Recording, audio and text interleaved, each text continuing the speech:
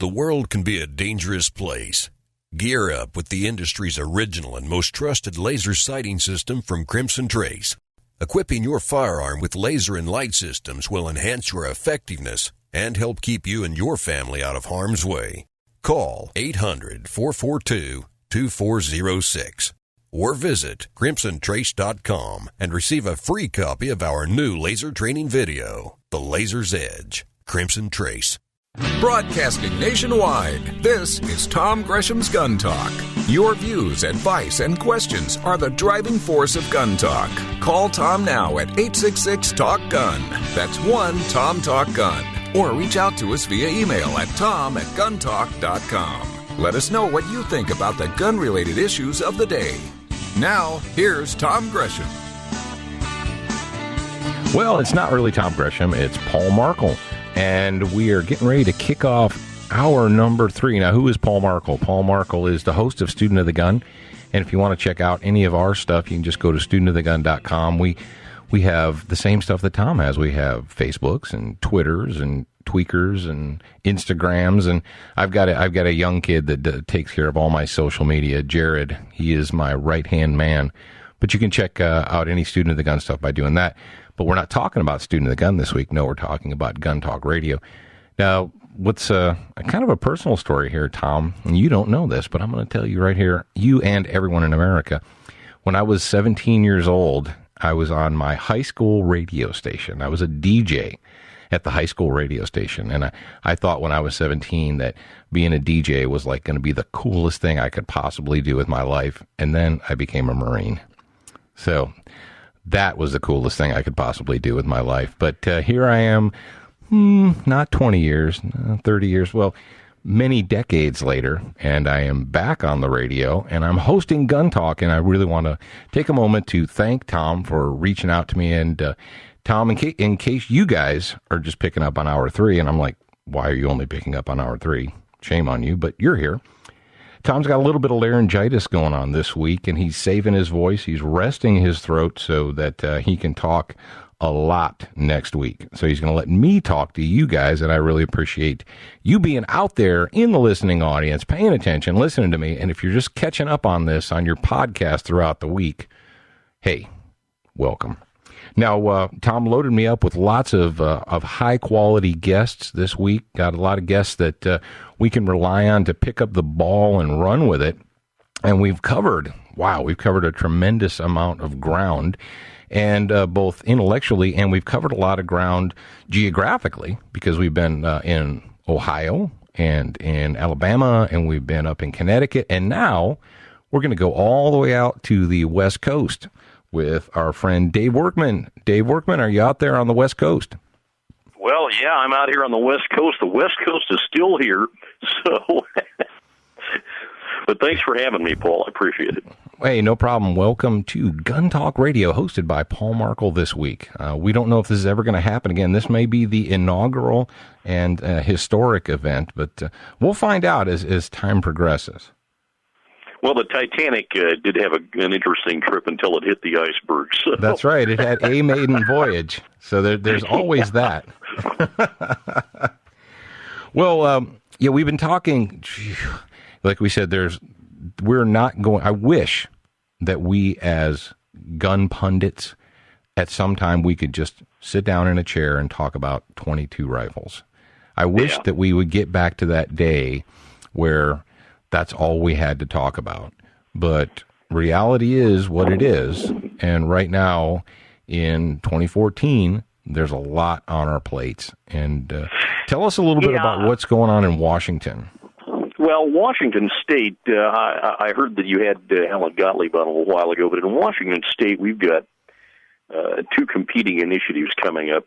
Initiative 591, which is a very simple, common sense, one-page initiative. It's actually got 2 sentences in it. It prohibits the confiscation of firearms by government without due process, and people who think that that's kind of a silly idea should remember what happened after Hurricane Katrina.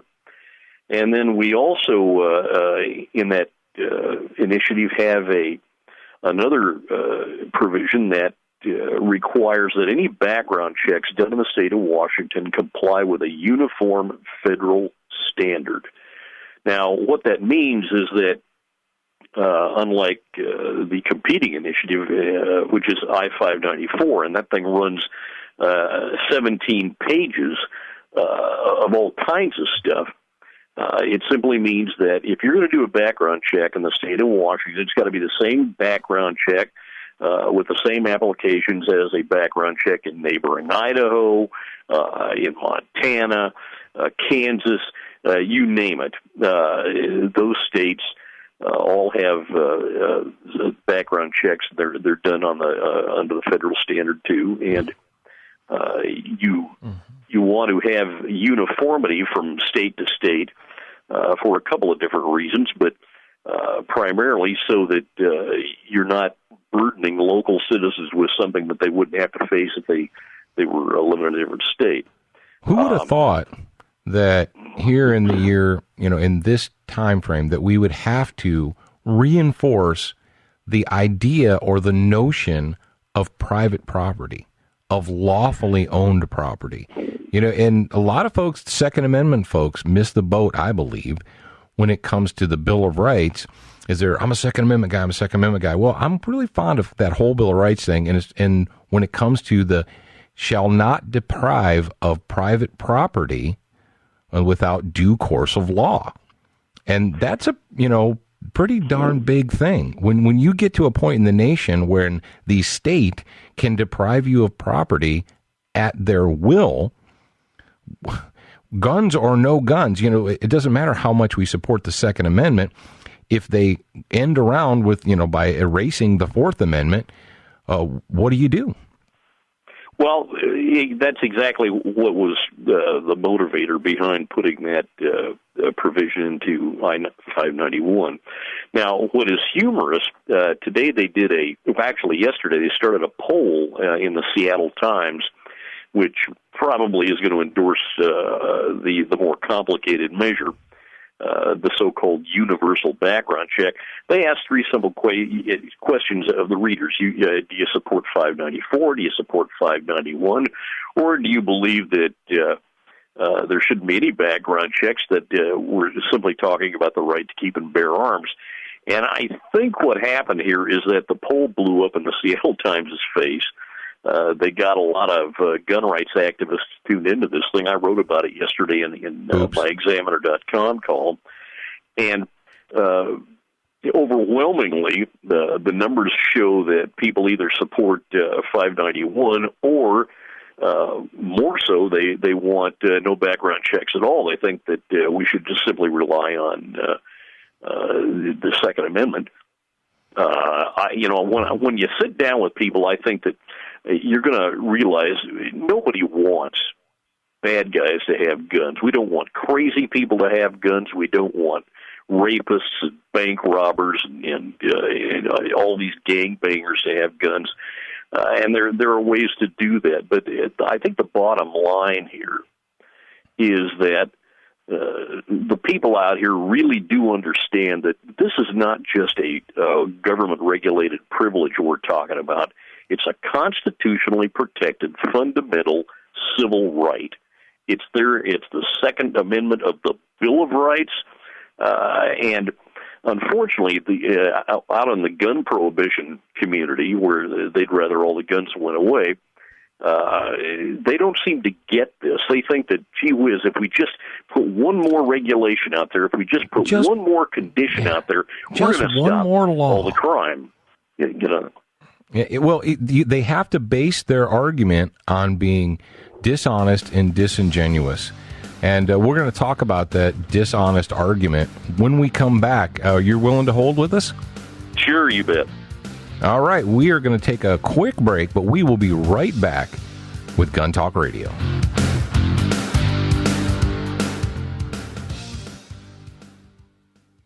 You bet your life on your defense ammo.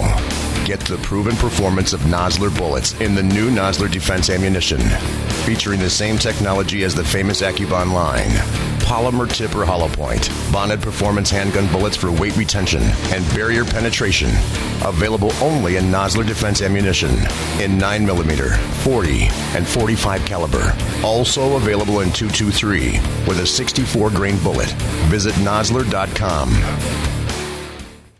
Have you ever held a Walther? Walther handguns are an extension of your hand. From the moment you hold the ergonomic grip of a Walther, you feel the difference. Today, Walther continues its long tradition of expertise in firearm design with the introduction of 3 incredible new handguns: the smooth PPQM2, the tough PPX, and the cool PPKS22. Log on now at waltherarms.com. Walther at your favorite retailer. Looking for shooting instruction but don't know where to go? Well, we have it, and you can access hours of training and safety videos, which you can watch on your home computer. On GunTalkTV.com, we have top competitive shooters, the best in self-defense trainers, and folks who have hunted all over the world, helping you learn which gun to buy, how to use it, how to store it safely, and everything else you need to be a safe and competent shooter. We also have gun makers showing off their newest rifles, shotguns, and handguns. Doesn't matter if you're a veteran shooter or a complete beginner, you'll find what you need at GunTalkTV.com. You can check it out for free, and you can get full access for only $5.95 a month. That gives you unlimited access to hundreds of videos, and we're adding more all the time. Run the videos over and over to make sure you understand what's being said. Skip around. You're in control. Get smarter. Shoot better. Visit GunTalkTV.com. TopGunSupply.com carries a large selection of fine firearms and accessories. Get all the parts you need for your Sig Sauer, HK, and Glock pistols. Grips, screws, recoil springs, sights, barrels, magazines, holsters. The list goes on. Our knowledgeable sales staff, professional service, great prices, and super fast shipping are here to help you. Check us out today. TopGunSupply.com. TopGunSupply.com.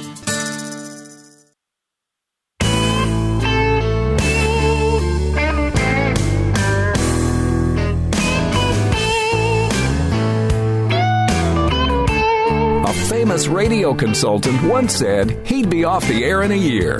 Whoops! Defending your Second Amendment rights since 1995 on over 150 radio stations nationwide. You're listening to Gun Talk with Tom Gresham. Well, the critics couldn't knock him off the air, but laryngitis sure did. So I'm Paul Markel sitting in for Tom Gresham today. Thanks for being out there with us. Now, before we took the break, we were talking with David Workman. We're talking about the idea that guns are actually property, that they're legitimately, your possession, and that you shouldn't be denied your possessions just by the will or the whims of the state. And we were also talking about this universal background check thing. And when you word things very specifically and very deliberately, you can get the reasonable people in the world to agree with you. If you worded a survey and you said, do you think that rapists should be allowed to buy guns? People would say, no, of course the rapists shouldn't be allowed to buy guns. Well, then you support a universal background check. Well, when it comes to that, you want to go ahead and say, hey, do you believe that universal background checks, that background, first of all, there already are background checks when you purchase a firearm from an FFL holder. Well, what the goal is to make it illegal to transfer any firearm from any person to another firearm without the permission of the state, because that ostensibly will save lives and it will keep bad people from getting guns. Well, the big lie is this: bad people are always going to get guns. You're like, what? But if we make enough laws, certainly. If we have enough laws, then bad people won't. Bad people are always going to be bad people. There's always going to be bad people. It's like telling me that you don't think someone will break the law by getting a gun when they're not allowed, but that same person would break the law by committing multiple homicides or robbery or rape. So he's not worried about the rape or the robbery charge. He's worried about that I shouldn't have a gun charge. Now, David, when it comes to the universal background check, what do you think the impetus is behind this drive to get a quote-unquote universal background check on all gun owners? Well, I think you touched on it there, and we need to take it another step. You mentioned that the idea is to make it a situation where the government gives you permission to have a gun. Well, it's just one more step from what I mentioned earlier, where instead of a constitutional right, you're talking about a heavily regulated, government-sanctioned privilege. And anytime the government gives you something, the government can take it away. Whereas with a civil right, with a human right, a basic human right, that right is yours whether somebody gets an eraser out and starts taking it off the parchment or not. That right still exists. Frankly, if you look at some of the gun laws around the country, and I've written this several times, in addition to doing my Examiner column, I'm the senior editor of the GunMag.com, which it was the old Gun Week. It's owned by the Second Amendment Foundation. It's a nationally circulated news magazine. It's both in print and online.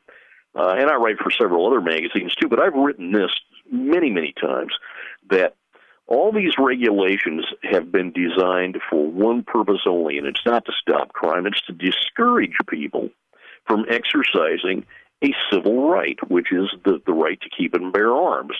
My friend Emily Miller, for example, wrote a great book about her adventures and misadventures in trying to get a handgun in Washington, D.C. after the Heller ruling in 2008.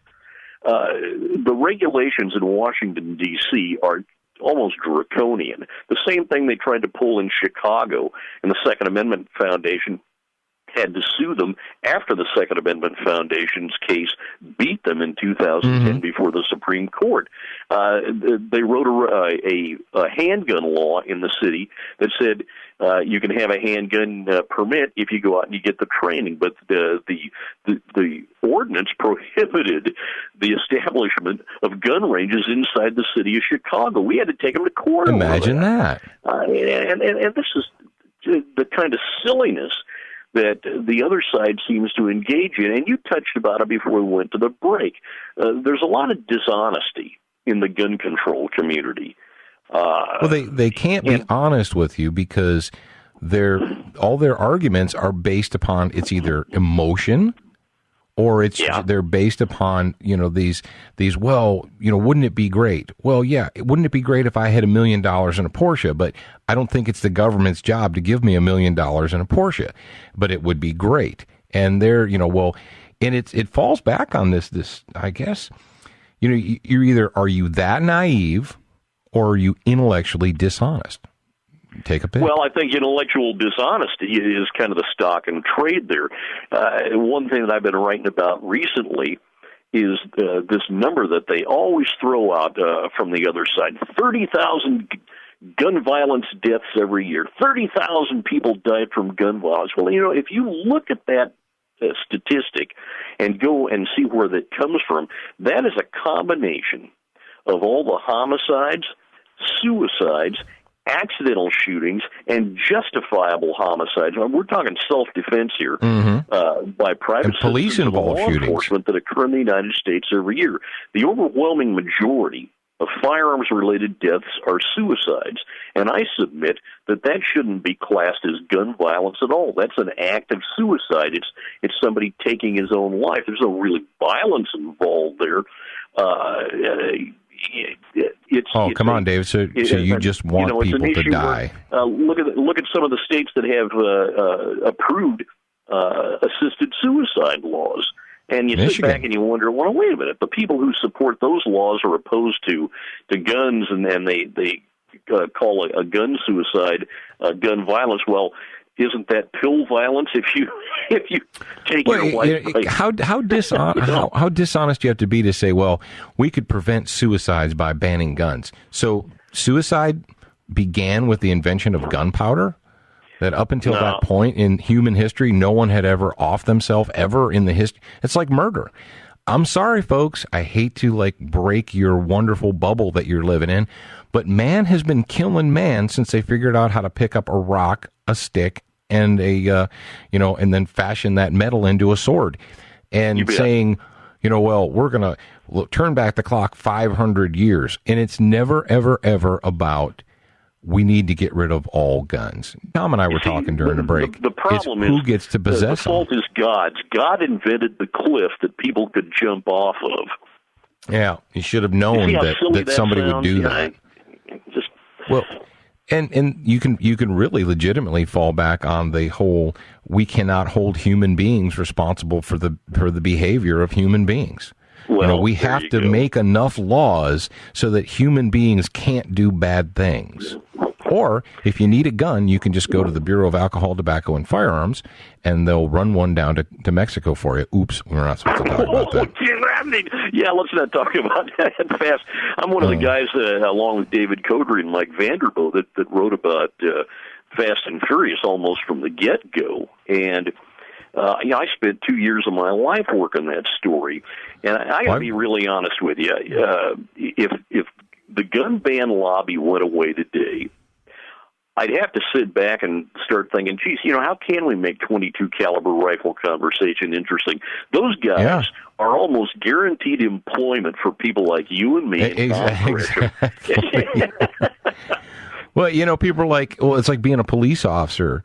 People say, well, why do you want to be a police officer? I say, you know what? I really wish I didn't have to be a police officer. I wish there was no crime in America and I could go, fish all day long. But until that happens, I'm going to have to be here.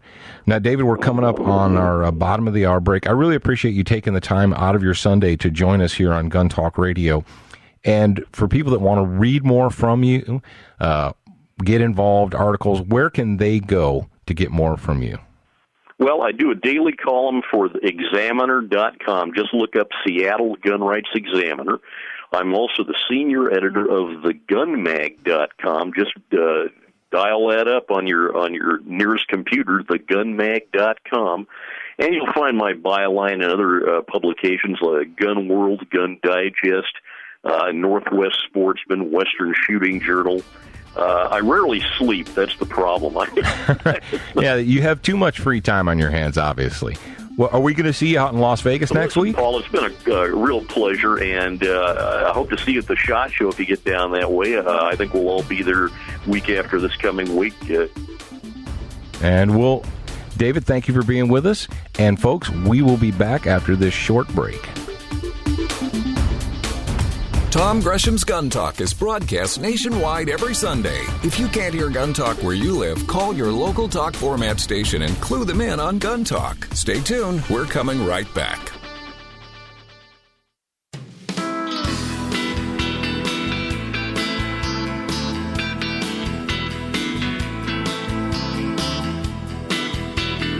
Now broadcasting nationwide on radio, via satellite, and through downloads, iTunes, the Gun Talk app, and other podcast clients. You're listening to Gun Talk with Tom Gresham. And ladies and gentlemen, we are back for the final half hour of this week's adventure in Gun Talk Radio. I am still Paul Markel, host of Student of the Gun, filling in for Tom, whose throat is just a little bit under the weather this week, but we're hoping that he'll get plenty of chicken soup and rest, and that he'll be good to go for next week. Now, we have had a fantastic lineup of guests. We've had a ton of veteran guests, and Tom kind of threw me a softball this week, and he lined me up with some good guys like Alan and David and Jim and Dave and David and all those guys, and we don't want to forget our buddy up there in the frozen Connecticut tundra there, Rich Burgess with Connecticut Carry.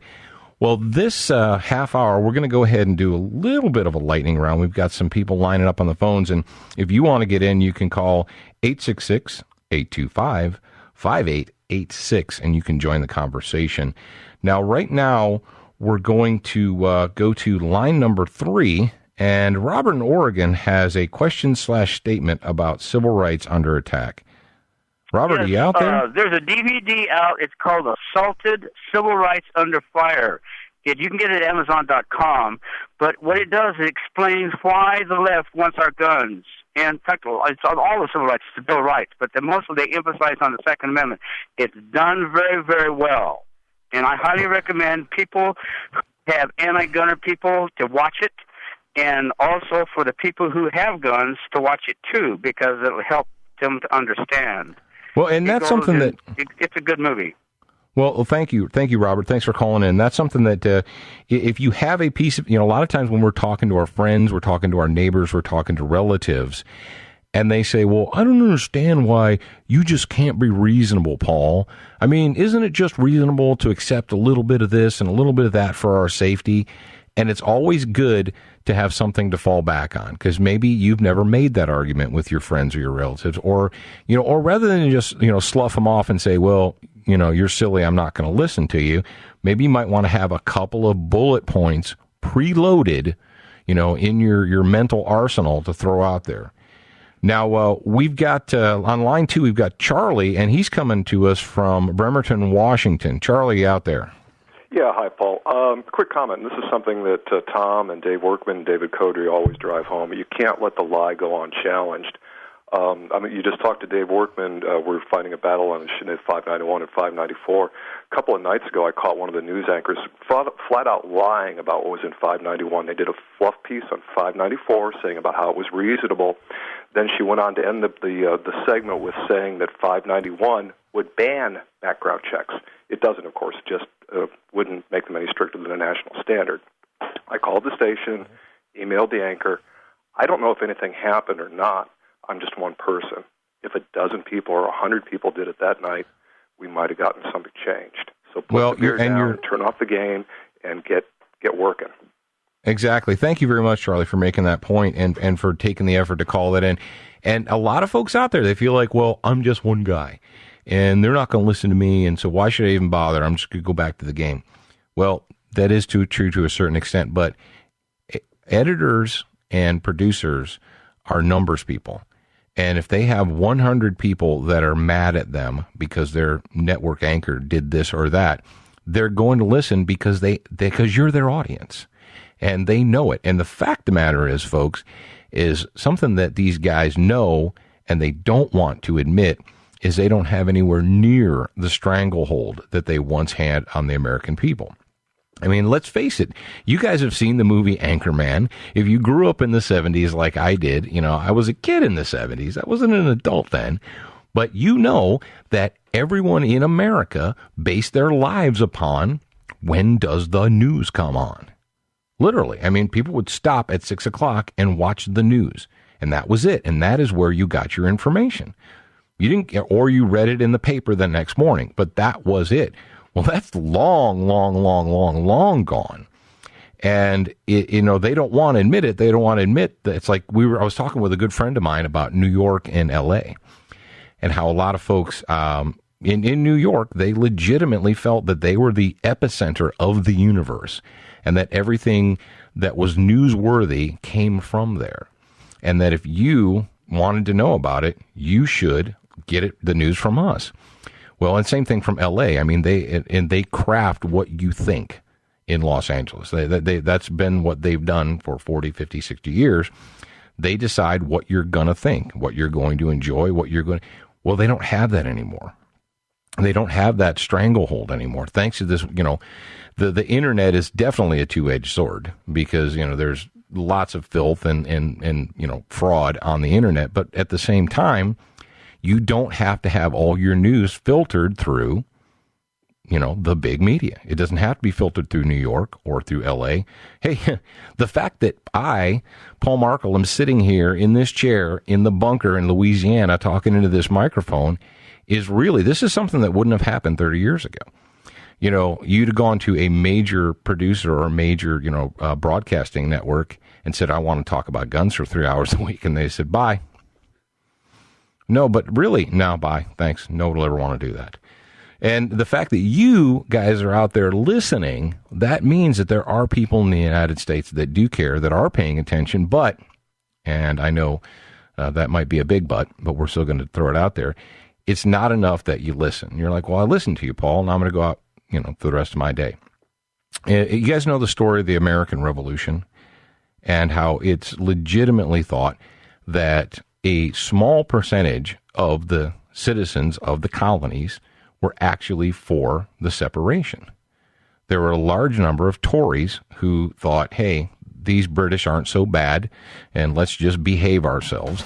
And then there were a lot of fence sitters, who they were just waiting to see which way the wind blew. And it was a small amount of radicals that forced things to happen. Now, what we're going to do right now for you guys, we're going to take a short little break because we got to pay the bills. But after we pay the bills, we're going to come back, we're going to hit the phone lines again, and we're going to progress with Gun Talk Radio.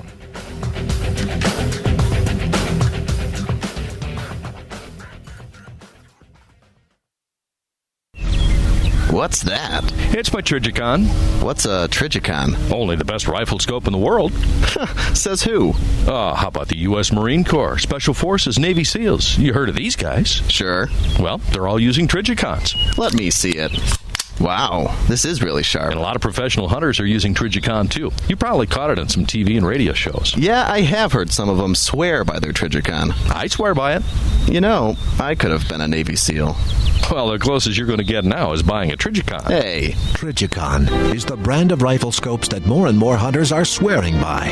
That's because every Trijicon is handcrafted using the finest optic materials. The bright aiming point can guarantee you a great hunt from dawn to dusk.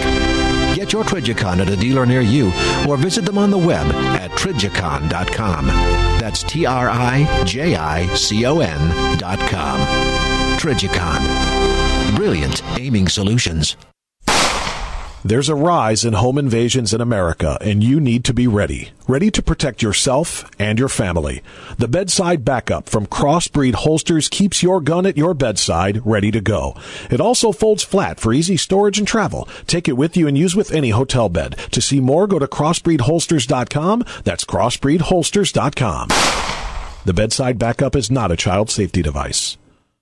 The Ruger American Rifle is a 100% American-made firearm that offers outstanding performance at a great price. Available in standard size and compact models, it features power bedding integral bedding blocks, a Ruger Marksman adjustable trigger, a flush-fit 4-round rotary magazine, and a 3-lug bolt with 70-degree throw. Compact models feature a shorter length of pull and a shorter barrel for a reduction in overall length of more than 5 inches. The Ruger American Rifle, another rugged and reliable firearm from Ruger.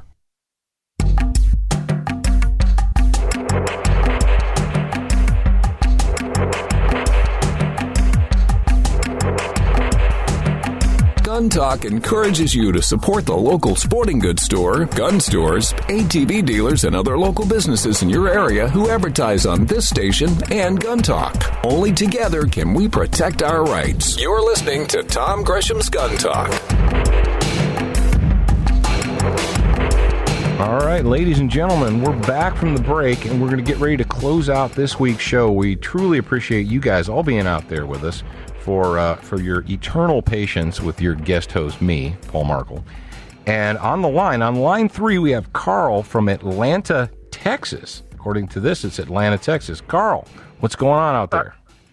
Paul, you've been a cop for quite a few years. I just wonder, in your with your best guess, what percentage of cops do you think would agree with you? Because there are a certain number of cops that would love to see everyone disarmed. As a matter of fact, if you went straight to a police state, it would give them a lot more power individually in their own locale. You see what I'm saying? And oh yeah, but there are a lot of cops that simply don't think that private citizens should be armed. Well, I'll tell you. I'll speak from my own personal background. I did my police work. I'm no longer a police officer now. I'm a career broadcaster, I guess, at the moment, if you want to call it that. But I was a police officer for 17 years. And what I noticed that it was really regionally located, as far as when you had guys that were working on county sheriff's departments and small municipalities, and they came from a background of being like a gun-friendly background. They understood before they became, a police officer that you have guns. Now, on the extreme, you can go to places like Philadelphia, New York City, I don't know so much, maybe L.A., Chicago, whatever, where you have people that are becoming, quote, police officers, and their first ever encounter with a firearm is in the academy. It's the first time they ever owned one, first time they ever held one. And so based upon their personal experience, that the only people in Chicago, the only people that have guns, according to them, are the good guys and the bad guys, and that's the cops and the criminals. And you citizens are just hanging out in the middle right there. So what you'll find from a personal standpoint is if you have somebody that was raised in an area that the only people that had guns were police officers or the criminal element, then they see it as, the peasantry should be disarmed by design, and that's the way it's supposed to be. And police work is like any other thing in any other occupation. You have guys that are, you have the bottom, the guys that graduated last in their class, but they're still one. Right out there right now, there's a guy who graduated last in his medical class, but he's still got a doctor's license, right?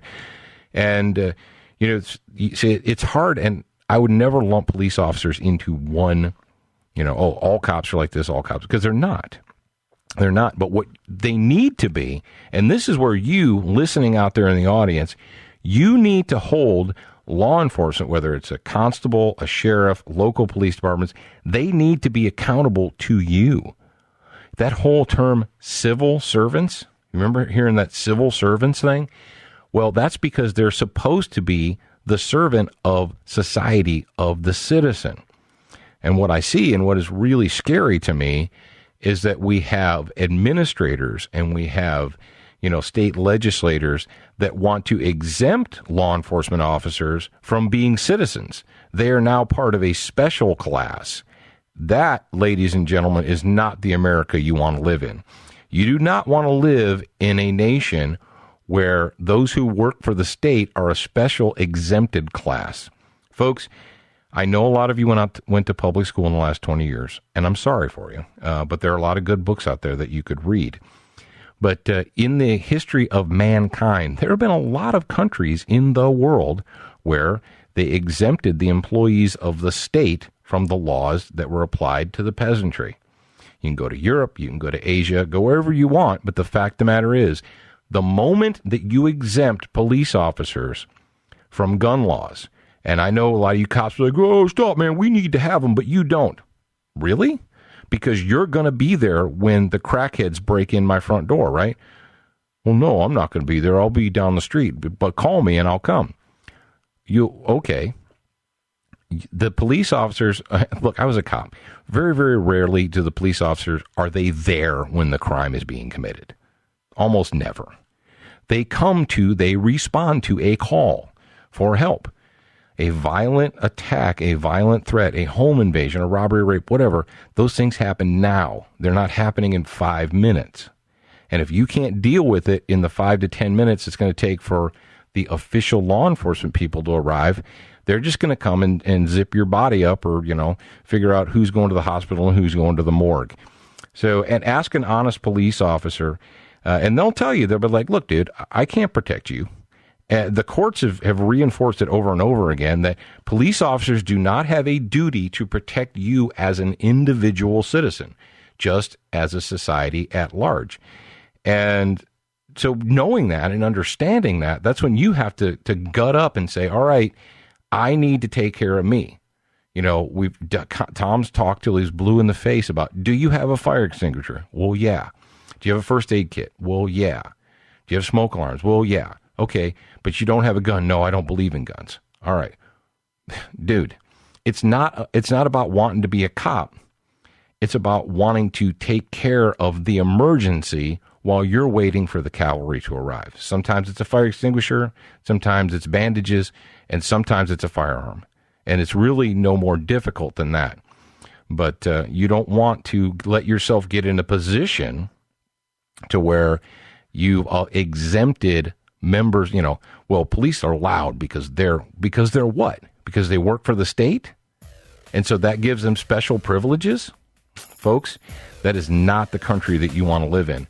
Law enforcement officers are supposed to be held accountable to the people, to you, the citizen. You, the citizen, are supposed to be the boss. Now, I know being the boss comes with some responsibility, and you're going to have to make big boy decisions, but hey, we're going to leave it right at that, and we're going to come back right after this short break. Join the NRA via Tom Gresham's Gun Talk website and receive $10 off the regular membership price. Log on to guntalk.com for details. You're listening to Tom Gresham's Gun Talk.